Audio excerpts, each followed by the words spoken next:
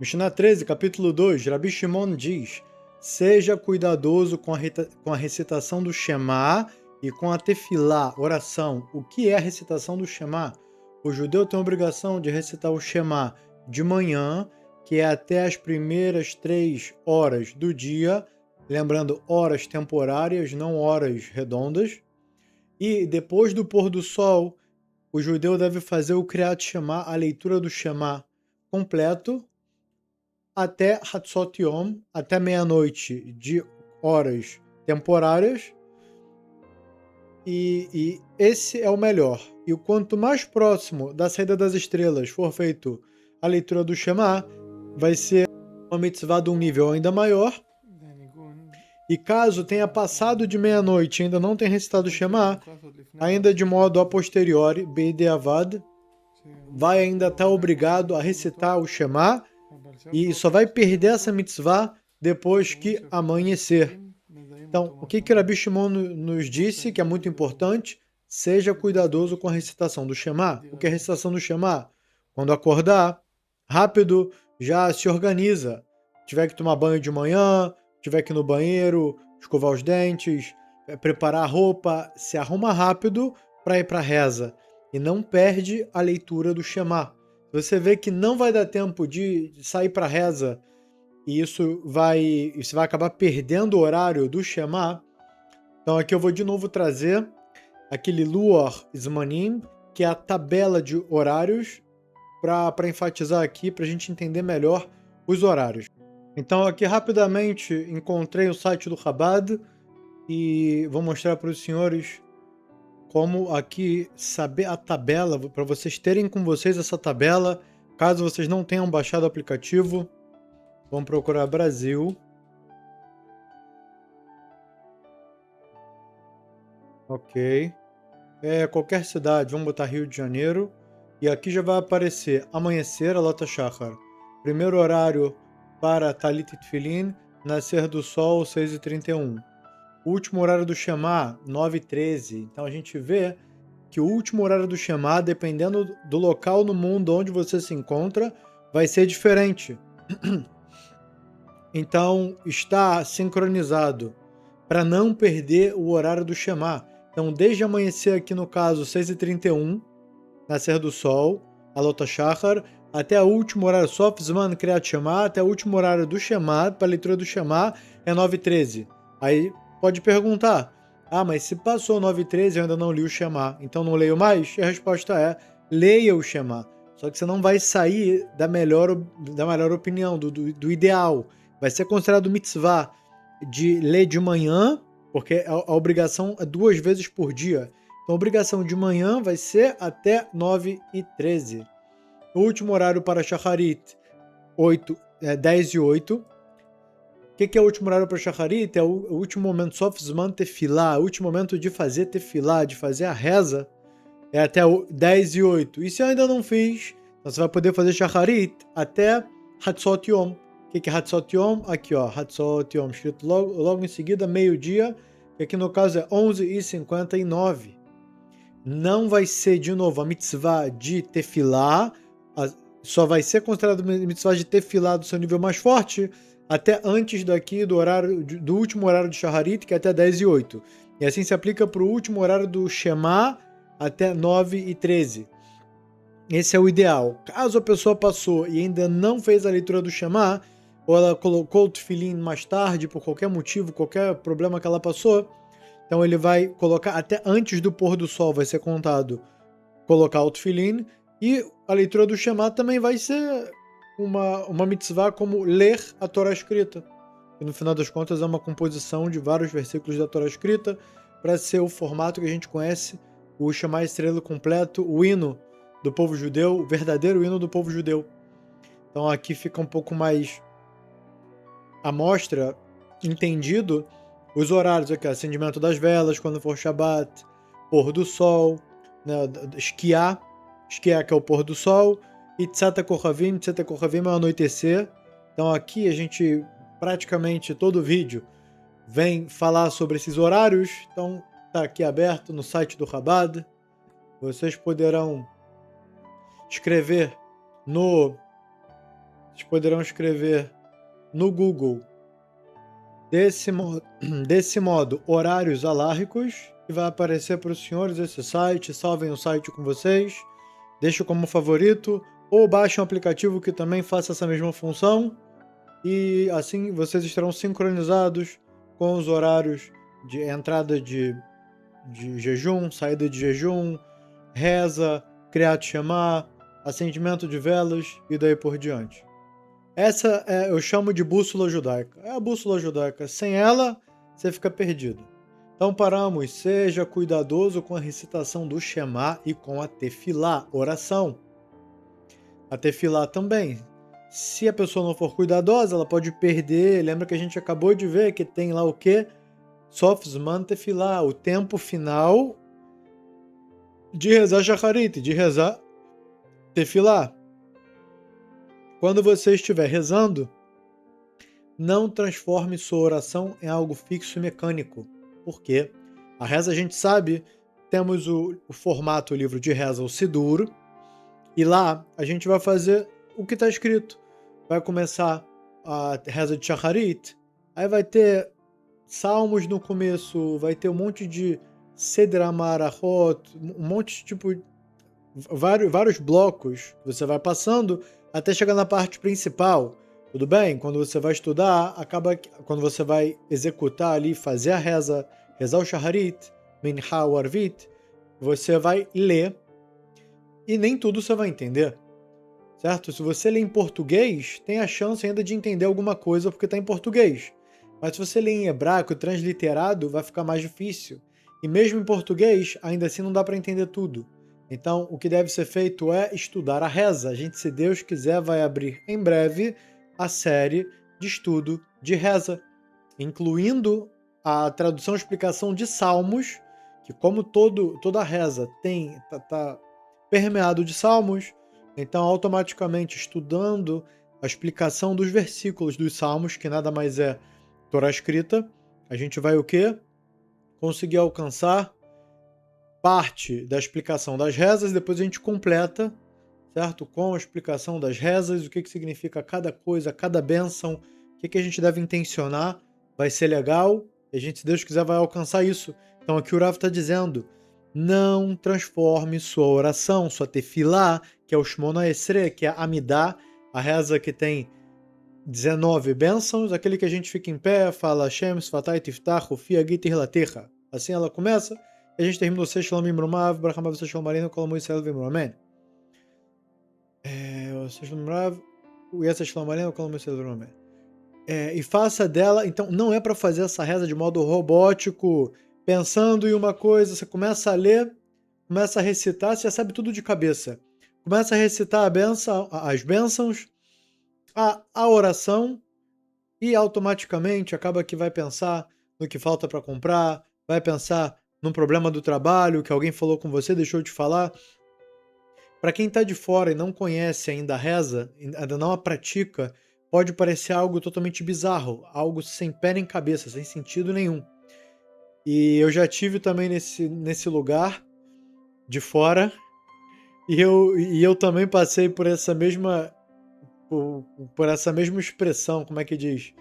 Esse mesmo sentimento e entendimento equivocado. E hoje, rezando, se a gente não se cuidar com a maior facilidade do mundo, a pessoa consegue se dispersar para onde for.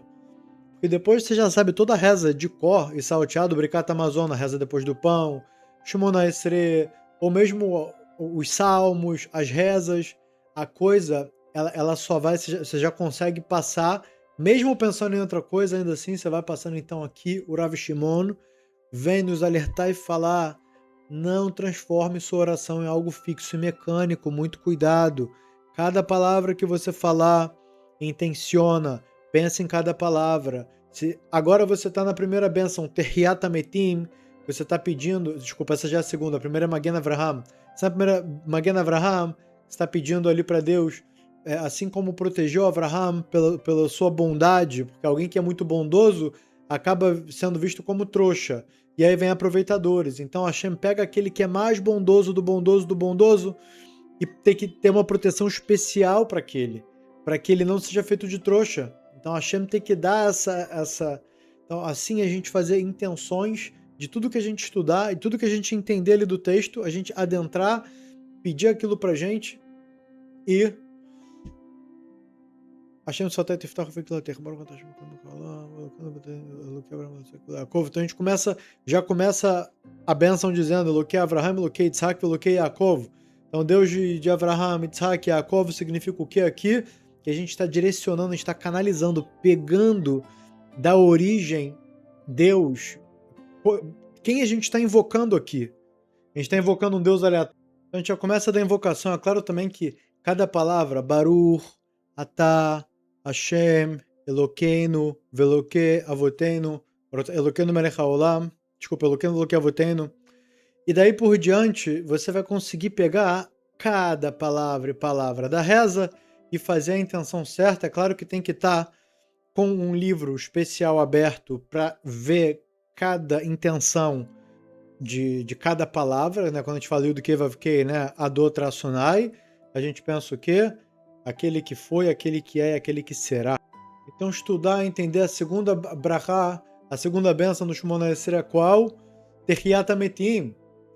Então ali Deus, ele confia, ele permanece sua promessa mesmo no pó de quem já morreu, que ele prometeu para Avraham, Isaac e Yaakov, que vão ter os filhos. Para Avraham ele prometeu que vai ser como as estrelas do céu e como a areia do mar, e bênçãos de abundância e de tudo. Então Deus, ele fez essa promessa e ele mantém a promessa mesmo que para aquele que ele prometeu já tenha virado pó. E no final, o Tehiat Hametim, uma bênção e ressuscita os mortos. E aqui se faz a intenção. Toda aquela parte dentro da gente, que a gente está morto, que significa o quê? Que a gente ainda não se conectou com Deus. Que a gente ainda, digamos, ele acorda cedo, vai para reza, cumpre mitzvot, acende vela de Shabbat, cumpre o Shabbat, faz tudo legal, come kasher. Só que se irrita muito. Então, nessa parte daqui, a pessoa está morta, o resto ele está vivo. Então, aqui ele vai pedir para Deus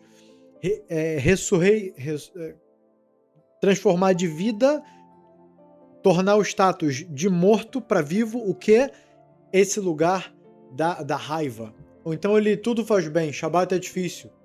Então, ele vai pedir para Deus o quê? Que levante, torne de morto para vivo, o que essa questão do cumprimento do Shabat. Aqui é um ensinamento muito mais profundo que vem explicar o que é vida e o que é morte. A gente vê vida, alguém que anda, alguém que fala, age, trabalha, atua. E morto é o quê? Aquele que está parado, deitado, não fala, não olha, não faz mais nada. A gente entende isso. A pessoa morreu, acabou para ela. Poxa, que triste, vamos chorar pela morte da pessoa. Pelo conceito da Torá, é ensinado que vida é aquele que está conectado com a Torá, está ensinando a Torá, está vivendo a Torá, cumprindo o que estuda, cumprindo e fazendo Mekayem, botando na prática as mitzvot. Esse é o que está vivo. E se ele morrer? Se ele morreu justo, ele está mais vivo do que quando ele era vivo. Depois que ele morreu, ele fica mais vivo do que quando ele era vivo. Assim ensinam os nossos sábios. Morto não é aquele que está deitado, está embaixo da terra. Pela Torá, morto é aquele que está ocupado com tudo que não é Torá, tudo que não é sagrado, tudo que não é cumprir mandamentos divinos. Esse está morto, esse que está escravizado pela sua má inclinação, faz tudo de errado, de acordo como a sociedade manda o que é certo, ele não perde uma novela ele não perde, um filme não perde, um jogo de futebol não perde, um jogo de videogame não perde, nada. Ele está 100% sincronizado com tudo que é vão e vazio. Esse é considerado como completo morto, certo? Não se importa com a vontade de Deus, não estuda, não quer cumprir, tá satisfeito com as futilidades do mundo. Esse é um morto que parece vivo. Assim a Torá diz. Esse é alguém que mesmo em vida está morto. Então aqui a gente vai entender Não transforme sua oração em algo fixo e mecânico. Então a gente estava aqui agora explicando sobre a reza Tehiyat Ametim, que é fazer a Hashem, que é você pedir para Deus para reviver aquilo que está morto dentro de si. Então, qualquer cumprimento de qualquer tipo de mandamento, se você cumprir 90%, 10% ainda não, tá difícil, então você reza para Deus para que ele ressuscite esses 10% dentro de você que está morto. Que tudo é considerado, são várias faculdades, são vários meios de conexão com Deus. É como um dispositivo eletrônico que ele tem 613 conexões, encaixes. Se alguns fios não estiverem conectados, não vai funcionar o dispositivo. Então você reza para Deus que aqueles fios que estão desconectados se conectem, porque a gente não consegue por nós mesmos sermos cumpridores de mitzvot. É muito difícil. O mundo, os desejos do mundo, todo modo que a sociedade e o sistema do mundo ele é predisposto no mundo, isso torna pra gente uma dificuldade gigantesca de conseguir se livrar disso. Então, sem reza, não tem chance que a pessoa consiga. A má inclinação veio para aniquilar, para destruir. E Deus justo assim fez para quê? Porque ele quer despertar o que tem de mais importante, que é rezar e se conectar com aquele que criou, com aquele que te criou, com aquele que te dá oxigênio para respirar, comida para comer todos os dias, faz os seus órgãos funcionarem, faz o seu coração bater a cada batida. Então, para a gente se conectar com ele. E através disso a gente sim vai conseguir alcançar tudo o que Deus permitir, mas esse é o objetivo da criação. Depois que Deus criou o primeiro homem, Adam Arishon, ele criou todo o mundo, ainda ficou faltando para Adam Arishon comer, para frutificar, a reza de Adam Arishon. A reza para que ele pedisse o quê? Para chover, para que ele pedisse que ele tivesse que comer, para que ele pedisse que tivesse fruto, para que ele se conectasse com Deus. Depois que ele rezou, assim, teve fruto, teve comida, teve abundância. A gente entende que Deus nos criou, Deus nos colocou numa situação para que a gente esteja dependente de reza, a gente precisa rezar. Então, não será algo fixo e mecânico, e sim uma reza verdadeira do fundo da alma. Você pegar cada uma das 19 bênçãos e direcionar para aquilo para suas faltas e para o que você deseja, para o que você quer. Se Deus quiser, a gente vai fazer aí um tutorial completo, um guia completo sobre reza. Mas faça dela um pedido de misericórdia e uma súplica diante do onipresente, bendito seja. Então, para pedir o que você precisa, misericórdia com relação a esse tema, outro tema, está passando por situações difíceis, assim se reza por bondade, por misericórdia divina. E esse é um dos objetivos principais da criação. Se conectar com Deus é o objetivo principal da criação, só que tem através de mitzvot, e dentre as mitzvot mais importantes é tefilá. Reza.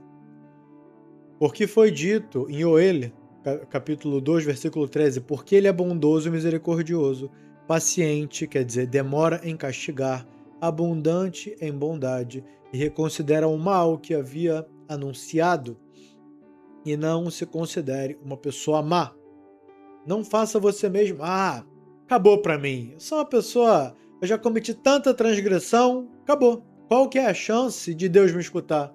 Qual que é a chance de agora eu começar a estudar livros sobre ética, moral, sobre Torá, sobre os gigantes da Torá, o seu modo de orientação de vida, sabe, o que tem a ver comigo? Já cometi tantos pecados, tantas transgressões, assassinei pessoas, sequestrei e fiz coisas terríveis, coisas inimagináveis. Se você ainda está vivo, você ainda tem a obrigação de se arrepender de tudo de errado, de se agarrar à vontade de Deus, de rezar por misericórdia divina, estudar as mitzvot do jeito mais profundo e cumprir com toda a sua força. Tudo que você entender que é errado, se livrar imediatamente. Tudo que você for aprendendo a maneira correta de agir, você adquire para si, começa a praticar imediatamente. Nunca se considere o mal. Acabou, eu sou chefe da máfia, matei tantos, roubei tantos, sequestrei tantos. Quem foi um do chefe da máfia que entrou para Guimarães Reish Lakish, exatamente. Reish Lakish significa Reish, líder, Lakish, da máfia. Assim ele é chamado na própria Guimarães, Reish Lakish. E assim tem a famosa história que ele pulou ele viu de longe, de um monte, Rabi Yohanan dentro do lago se banhando, ele viu ele de costas, e ele tinha um cabelo longo, e assim ele pensou que era uma mulher bonita. Assim ele pulou de um monte para o outro e entrou na água. Quando ele chegou lá, Rabi Yohanan virou, viu o barbão. Falou, opa, não era isso que eu estava esperando. Aí Rabi Yohanan sorriu e falou para ele o quê? Eu tenho uma irmã que é mais linda do que eu, e se você fizer chuva, eu caso você com ela. E assim Reish Lakish começou a se aproximar do judaísmo, da Torá, e assim eles viraram Havruta, duplas de estudo, de um nível poderosíssimo, a ponto de quando Reish Lakish morreu, Rabi Yohanan rezou para que ele mesmo morresse, porque ele não encontrou um outro Havruta, um outro a dupla de estudo é alguém que é muito forte, tanto quanto ele, em estudo de Torá. Então esse argumenta, o outro contra-argumenta, trazendo, não contra-argumenta à toa, com argumentos e fonte, embasado. E quando o Rabi Yohanan foi testar outros que substituíssem Reish Lakish, todos eles concordavam com o Rabi Yohanan. Concordavam, falou, o quê? Isso é Havruta! Não dá para estudar assim. Vocês só concordam. Por qual que é a ideia? Aquele que vem provar que a sua ideia tem um furo dentro, obviamente, do embasamento, então aquilo dali faz engrandecer em sabedoria, né? À toa que na Guimarães é perguntas em cima de perguntas, e um explica assim, outro explica assim, e a coisa vai criando uma figura, vai criando uma forma maravilhosa, tanto que aquele que é acostumado a estudar Guimarães tem a mente brilhante, não tem o que fazer. Tem uma mente brilhante, que estuda o dito dos sábios, ele afia a mente e vira um gênio. Esse é o caminho. Então, ele mesmo pediu para morrer, e assim Deus tirou a alma dele. Rabi Yohanan, por não ter Reish Lakish, que era o chefe da máfia, que voltou em Teshuvá, depois dele ter sido o próprio chefe da máfia. Então, a gente vê o que não se considere uma pessoa má. Nunca a pessoa vê ela mesma como, acabou para mim. O único acabou é depois da morte. Morreu, aí de verdade acabou. De verdade, porque não tem como voltar em Teshuvá depois da morte. É a coisa mais triste do mundo, a pessoa sair do mundo sem fazer Teshuvá. Isso sim é algo terrível. Isso é algo terrível. Então fazer Teshuvá para ontem, rezar, implorar para Deus, falar, Deus, eu falo Lashon Hará o dia inteiro. Eu ligo para essa, para aquela, para outra, eu só falo mal de todo mundo. E a mercearia é muito cara, e aquela loja, eles são ladrões, e aquela pessoa, ela não merece o que ela tem, o cargo que ela ganhou, o carro que ela tem, ou tudo que ela tem, nada, ela não merece nada. Falo o dia inteiro Lashon Hará. Caí numa aula, abri um vídeo que fala que é proibido fazer isso, e é exatamente contra a vontade de Deus fazer isso. E agora? Então a pessoa nunca se vê, nesse caso, nesse exemplo que a gente colocou, ela pode pensar o quê? Acabou. Tô frito. Tô frita. Já falo o dia inteiro, já sou acostumado a falar o dia inteiro, já tenho todas as amigas que só me ligam pra gente falar mal de todo mundo. Sou uma pessoa má, sou uma pessoa terrível, já vou pro inferno mesmo, acabou. Errado. Isso daí é a dica. Essa recomendação adivinha de quem? Da má inclinação. A má inclinação tá aqui, ó, no seu ouvido falando exatamente isso. Acabou pra você. Você já é uma pessoa terrível, maligna, má, transgressora. Acabou pra mim. O inferno é certo. Não tem mais como voltar. Só não tem mais como voltar se morrer sem fazer tchuvá. Você responde isso pro Satã, pro bicho, pra má inclinação, pro Yetzer Hará, e fala, de agora em diante, tô apagando a lista de contatos de pessoas que me causam cometer transgressões. Agora eu tô começando a buscar outros lugares, outros meios de me conectar com pessoas que falem coisas positivas. Eu vou estudar, vou assistir a série do início ao fim sobre Shmirat HaLashon, cuidado com a fala, e vou todo dia me empenhar em cumprir. Não se considere uma pessoa má. Aonde você precisa se fortalecer, fortaleça-se. Não veja aquilo como um jogo perdido.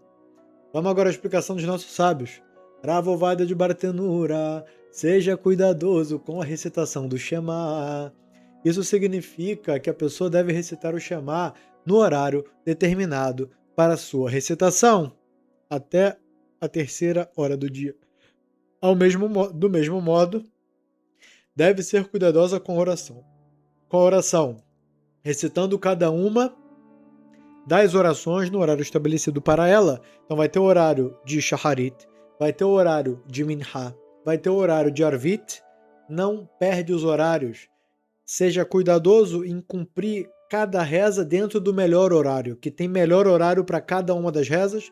Tem que entrar e estudar sobre a reza de Shacharit, Minha e Arvit, sobre cada uma delas, e lá você vai encontrar e vai entender e vai saber qual que é o auge, qual que é o melhor horário para rezar cada uma dessas rezas. Se Deus quiser, em breve, traremos dentro do Likut Yosef leis referentes às rezas. Não transforme sua oração em algo fixo, em algo robótico, em algo mecânico. Não reze como uma pessoa que possui uma obrigação fixa sobre si e pensa: quando finalmente conseguirei retirar sobre mim esta obrigação? Ou seja, é alguém que chegar, tô obrigado a rezar. Vamos lá, chegou na reza, leu tudo, bateu continência, deu a carteirada ali na maquininha, botou o dedo, botou a digital, marcou V no horário, foi embora. Assim, a pessoa pode se perguntar: ah, mas eu não tô com cabeça, já vai acabar o horário da reza, eu preciso rezar agora, pode ser que eu não me concentre na reza porque eu tô conturbado com o assunto. Grande chance que eu vá rezar de modo robótico. Vai e reza de modo robótico, porque esse é um nível de mitzvah, só que é um nível baixo. Aqui a gente está falando de ser cuidadoso para chegar no ideal, no melhor de tudo, é disso que a gente está falando. Não quer dizer, eu já rezo de modo robótico, já não consigo controlar isso, quer saber? Não vou mais. Não é isso que está sendo dito, para que a gente não aprenda errado. É para ir, mesmo que seja robótico, só que esse não é o principal. O principal é rezar para si, rezar com o próprio coração, pedir o que você precisa, se conectar com Deus e agradecer, enaltecer Ele nos pontos que você já conquistou, que você tem, ou mesmo que você nem conquistou. Quantas coisas você ganha de presente? Você poder olhar. Hoje em dia, alguém cego, poder voltar a olhar. Quanto que ele pagaria por isso? Não tem valor, né? Então, é exatamente esse o valor da sua visão. Alguém que não tem duas pernas, quanto ele pagaria para ter duas pernas? Não de robô, perna de verdade. Sem preço. Mesmo perna de robô sem preço. Quanto mais perna de verdade, não tem preço. Pessoa que não tem dois braços, quanto ela pagaria para ter dois braços? Alguém que tá com uma doença séria no coração, precisa trocar o coração ou vai morrer? Quanto que ela pagaria para um coração novo? Não tem preço. Então esse é o mínimo que a gente deve ter agradecimento sobre os nossos próprios órgãos. A pessoa, mãe, quanto você pagaria para ter uma mãe, caso qualquer coisa aconteça? Sem preço. Um pai de verdade, sem preço. Um bom irmão, sem preço. Certo? Pessoas boas ao redor, bons amigos, bons conselheiros. Quanto você paga? Quanto você pagou para ter isso? Nada. Quanto você pagaria para ter? Sem preço, porque é como o Rabi Yohanan Reish Lakish. Certo? Quando ele perdeu o que para ele era mais precioso, que era aquele que fazia Rabi Yohanan crescer, crescer, crescer, crescer na Torá a cada dia, engrandecer, assim, é difícil até mesmo expressar. Imagina alguém que está ganhando na Mega Sena 100 milhões de dólares por segundo, por minuto. Assim era a sensação de Rabi Yohanan com Reish Lakish. A cada entendimento, a cada resposta, a cada contra-argumentação embasada, isso para ele era como ganhar na loteria a cada minuto, a cada estudo. Quando ele perde isso, acabou para ele, acabou, ele perdeu o sentido de vida. Ele perdeu o sentido de vida, a gente não consegue captar. Ela no Assagá, a gente não tem como captar esse tipo de sentimento, certo? A gente tenta um pouquinho, porque 2, 3 gerações antes da gente, já é uma diferença entre o céu e a terra. Agora a gente pegar e falar de 1800 anos atrás, que é a época dos nossos Amoraim, sábios da Guemará, então muito menos a gente tem a Sagá. A gente não tem como captar exatamente o que significa, a gente pega o conceito por cima e tenta entender, e mesmo pouco que entra já é algo impressionante. Então, o que a gente deve agradecer na reza, o que a gente deve se conectar com Deus, certo? Mesmo a pessoa pode falar, mas eu não ganhei nada demais. Ah, mas eu fui demitido, tal problema aconteceu e a coisa não tá indo bem. Calma aí, mas e sem fim de coisas que você tem? Você enxerga cores? Você tem um mundo inteiro, sabe, pra admirar, pra gostar? Então você deve agradecer por absolutamente cada detalhe, cada detalhe. Quanto mais você se aprofundar, quanto mais você detalhar, assim Deus responde. A gente aprende isso no Rei Meraglim, no pecado dos espiões, quando o povo de Israel chorou por conta dos espiões terem falado mal da terra, sendo que Deus tinha prometido que aquela era uma terra que dava leite e mel. Quando o povo de Israel chorou, Hashem falou: atem bochim bechi shel chinam, então vocês vão até tivku bechi shel dorot. Vocês choraram um choro de graça? À toa? Vocês estão chorando à toa, sem motivo? Então não tem problema, vou dar motivo para vocês chorarem por todas as gerações, que é o dia 9 de Av. É o dia 9 de Av. E a gente é obrigado a chorar, mitzvah a chorar. Todo dia e dia. E aqui a gente entende, a Guemará explica de modo oposto, que aquele que agradece por tudo que tem, Deus fala, é por isso que você está agradecendo? Muito mais motivo eu vou te dar para agradecer. Muito e muito mais motivo. Então, desse jeito, a gente faz a nossa reza, enaltece a Deus, detalha o máximo possível tudo que nós temos, que somos obrigados a agradecer a Deus, e não só pela parte boa, e também pela parte aparentemente má, negativa e amarga, que ela é o quê? Nada mais é para nos limpar das nossas transgressões e nos direcionar para o caminho correto, para a direção certa. Então, todo o sofrimento que Deus nos causa, ele é o mínimo do mínimo do mínimo do mínimo, ele é muito a menos do que a gente deveria. Se a gente deveria receber uma intensidade de 1000, Deus vai fazer uma intensidade de 100. Ele vai diminuir 900 da intensidade do sofrimento e dar aquilo para a pessoa com a esperança de que com aquilo ela consiga acordar, que o objetivo é a pessoa acordar naquele aspecto. Acordou, não precisa mais de sofrimento. Fez chuva, acabou o sofrimento. O único objetivo do sofrimento é limpar a pessoa, direcionar para o caminho certo. A pessoa se direcionou para o caminho certo, largou a conduta errada, automaticamente o sofrimento desaparece, some o sofrimento. Porque ele perde o objetivo. Não reze como uma pessoa que possui uma obrigação fixa sobre si e pensa: quando finalmente conseguirei retirar de mim esta obrigação? Então é justo a pessoa ter esse sentimento de agradecimento sem fim, de devoção para Deus e enaltecer a Deus a cada momento, a cada segundo, dentro da reza, obviamente, sem perder uma palavra e sem pensar em outra coisa, sem ser algo que ele assinou e saiu. Há também outra explicação para a palavra fixo, ou robótico, dependendo da tradução. Não faça a oração como alguém que está acostumado a recitar um capítulo ou uma determinada passagem, simplesmente pronuncia suas palavras como uma leitura comum. Ou seja, aquele que vai pegar, rezar, passar e pronto, sem entender. Só passou, leu.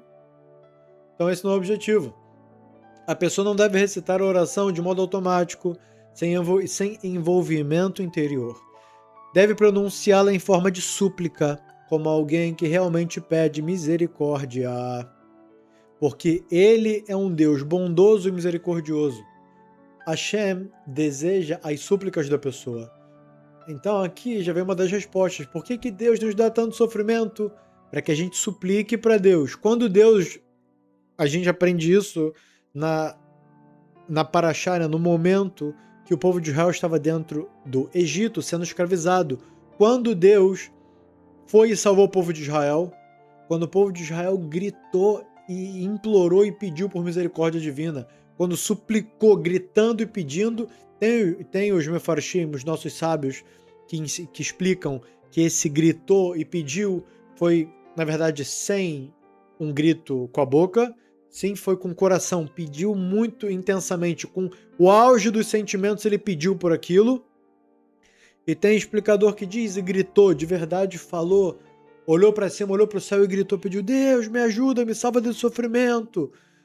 Para mim já não dá mais. Só você pode me tirar desse problema.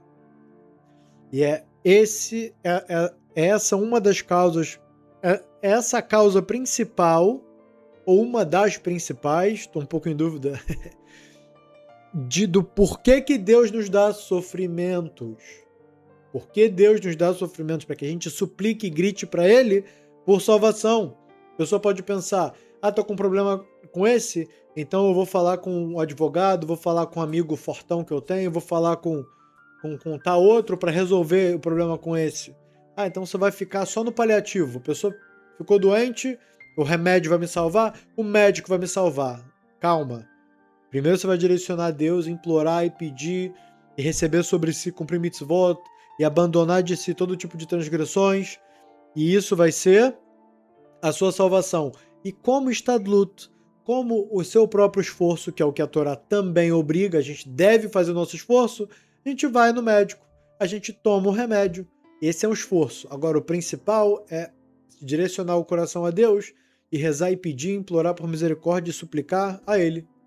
Por meio dessas súplicas sinceras, Ele imediatamente demonstra misericórdia. E não seja uma pessoa má diante de si mesma. Não faça algo que hoje ou amanhã levará você a declarar a si mesmo culpado e a reconhecer que agiu de maneira errada. Então, como que o Rav Ovadia de Bartenura explicou essa coisa de não seja uma pessoa má diante de si mesma. Se hoje você vai fazer algo que amanhã você vai se arrepender, não faça isso hoje. Não faça algo que hoje ou amanhã, ou hoje mais tarde, ou amanhã, ou no futuro, levará você a declarar a si mesmo culpado. Falar, se eu continuar fazendo isso, eu vou ser culpado de algo. Não quero ser culpado, certo? A pessoa sabe que uma conduta errada, rápido se livra dos maus hábitos. Rápido se livra do que você sabe que não tem o que somar a você. Perde tempo com uma coisa, com outra coisa, amanhã você vai se sentir culpado, para agora com isso. E reconhecer que agiu de maneira errada. O Rambam explicou, não seja uma pessoa má aos seus próprios olhos.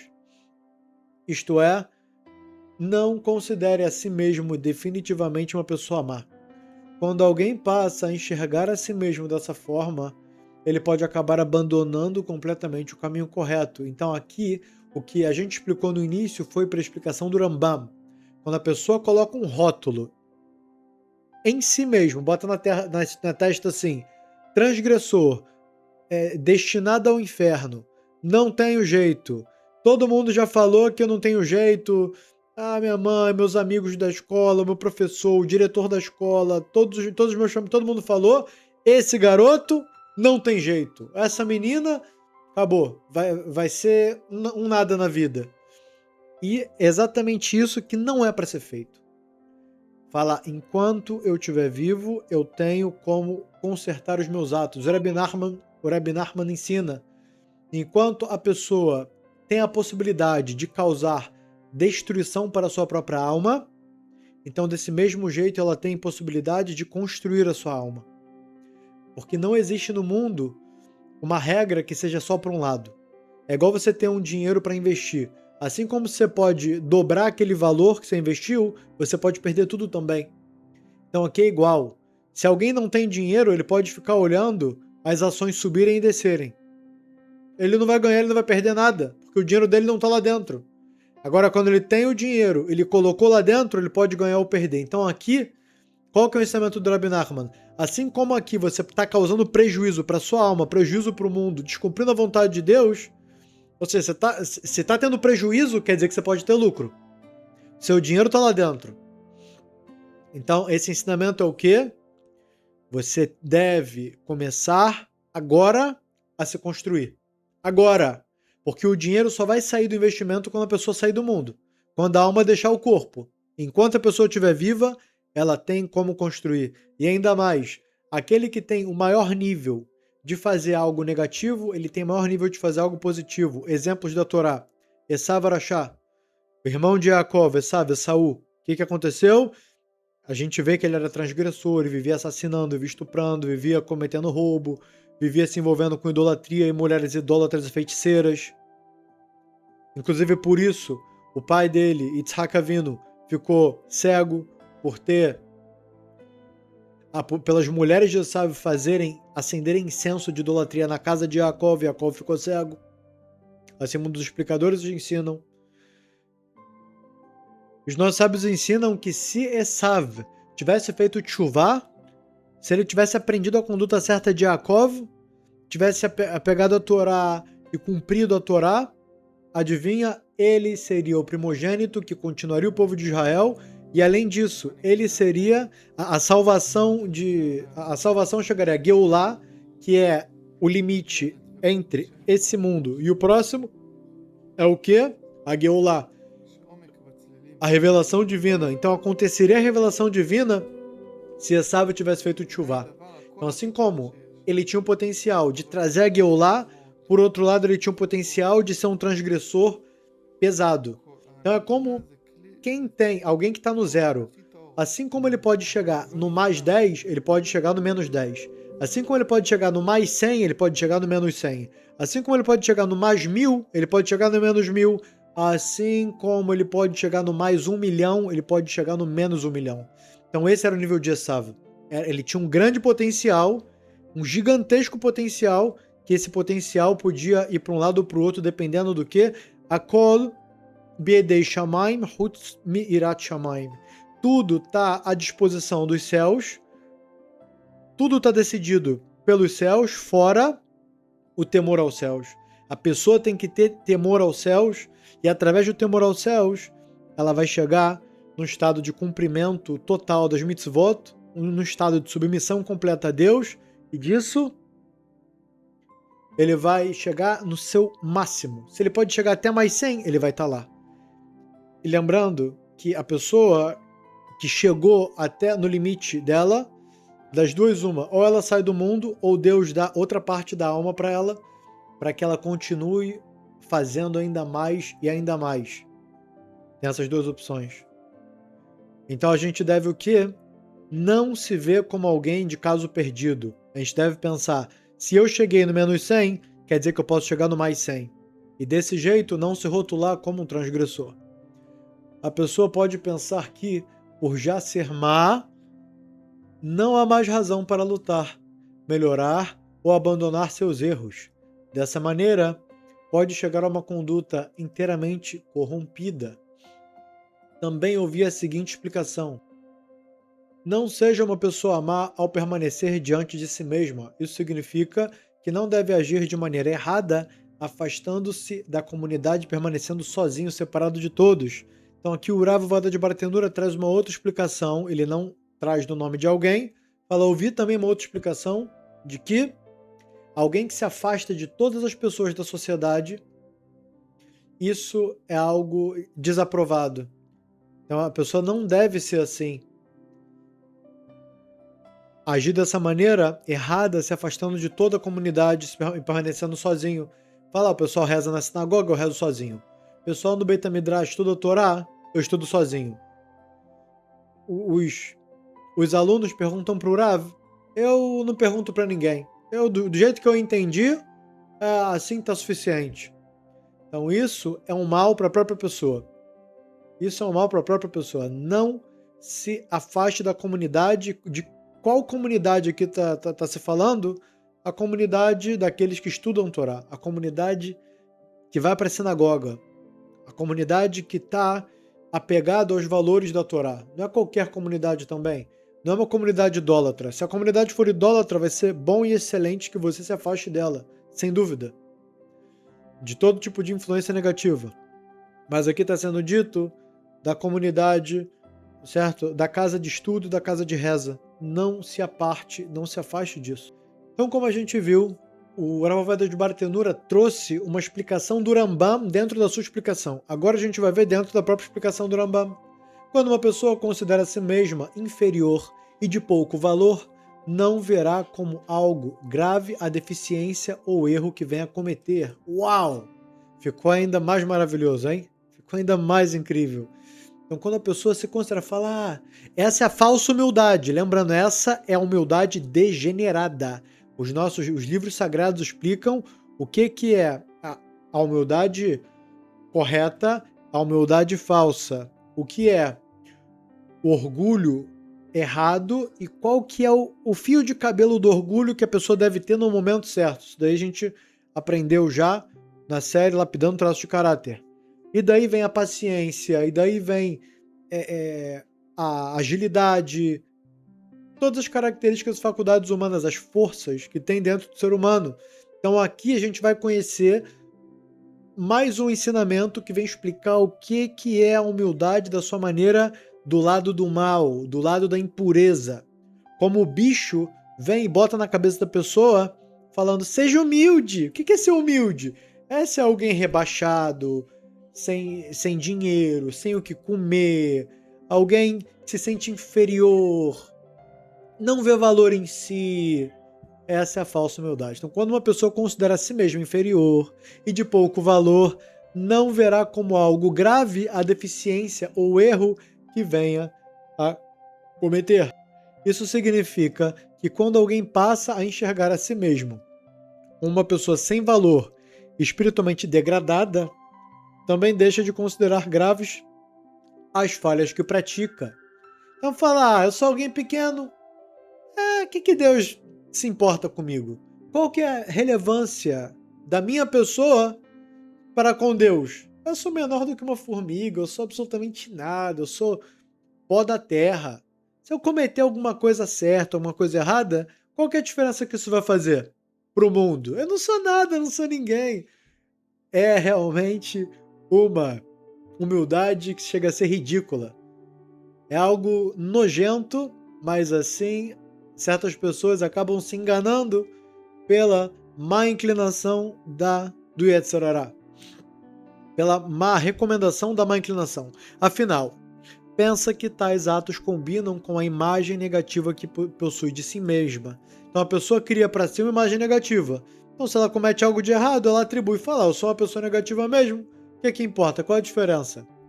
Já explicamos que o significado de fixa é que a oração se torna pesada para a pessoa, vira um peso. Ai, calma aí, eu vou ter que rezar.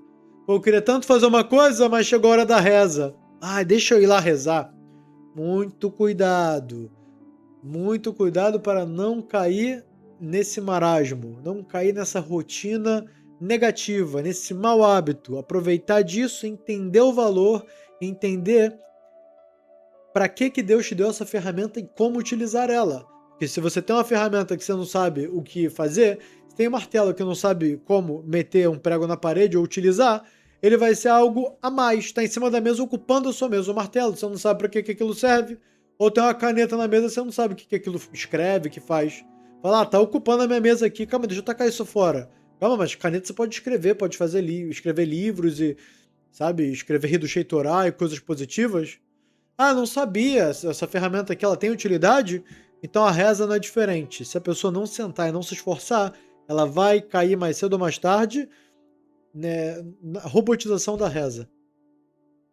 Isto é, ela sente a oração como um fardo e considera semelhante a uma tarefa que foi obrigada a realizar. Ela a considera como alguém que recebeu a ordem de ocupar-se com um determinado trabalho e, ao terminá-lo, finalmente descansa dele. Então já está explicado aqui. A pessoa sai da reza feliz e entra na reza triste, preocupada. Ai, tem que rezar.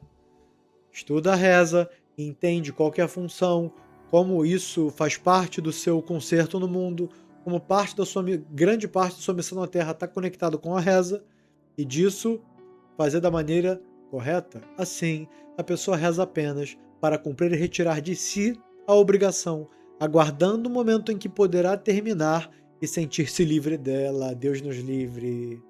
Então, graças a Deus, aqui a gente conseguiu abrir bastante e explicar bastante. Nos vemos na próxima Mishnah.